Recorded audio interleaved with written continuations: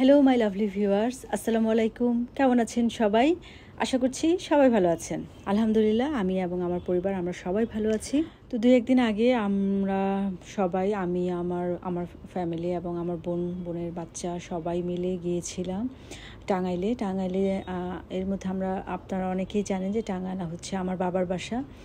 তো ওখানেই যাচ্ছিলাম। ওখানে আসলে এখন তো আব্বু মারা যাওয়ার পরে আমার ভাই এবং আমার আম্মু ওখানে থাকে, আর আমরা 2 বোন আমরা ঢাকাতে থাকি।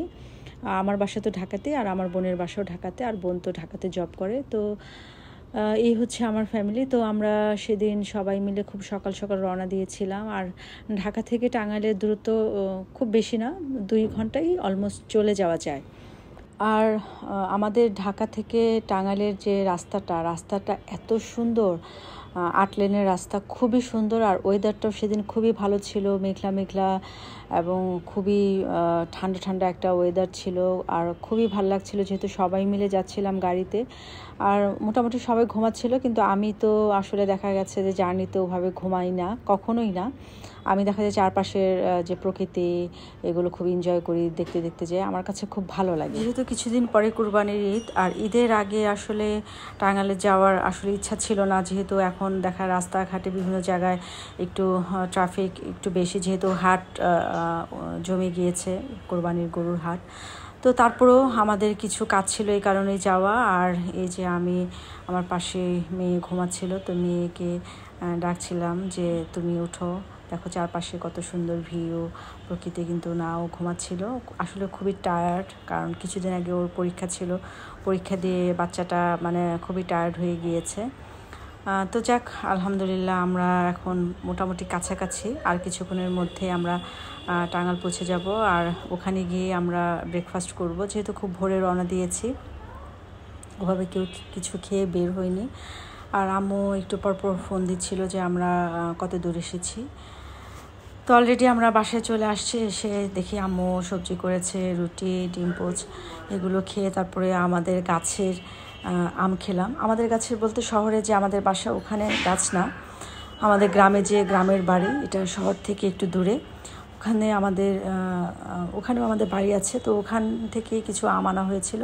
তো ওই আমগুলোই খেলাম আমরা, এত মিষ্টি ছিল। নাস্তা শেষ করে বাচ্চা কাচ্চাদের বাসায় রেখে আমি, আমার বোন এবং আমার আম্মু আমরা যে কাজে এসেছি সেই কাজের উদ্দেশ্যে রওনা দিয়েছি। এটা আমরা টাঙ্গাইলের বাইরে, আমরা কালিহাতীতে যাচ্ছি। কালিহাতী টাঙ্গাইলের একটি থানা আর কি, উপজেলা যেটাই বলি না কেন। তো ওখানে যাচ্ছি, ওখানে আমাদের কিছু অফিসিয়াল কাজকর্ম আছে, ওগুলো শেষ করতেই আমরা আসলে যাচ্ছি।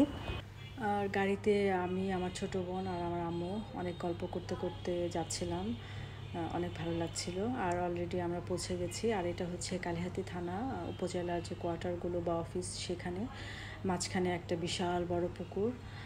আর এখানে এই যে বসে আমরা কথা বলছিলাম আর কফি খাচ্ছিলাম। উনি আসলে আমাদের জন্য, মানে যে অফিসে আসছি, উনি আমাদের লাঞ্চ অফার করেছিলেন, কিন্তু আমরা বললাম যে না, আমরা এখন লাঞ্চ করব না, কারণ অলরেডি আম্মু বাসায় অনেক রান্নাবান্না করেছে। এখান থেকে কাজ শেষ করে বাসায় গিয়ে একবারে লাঞ্চ করব।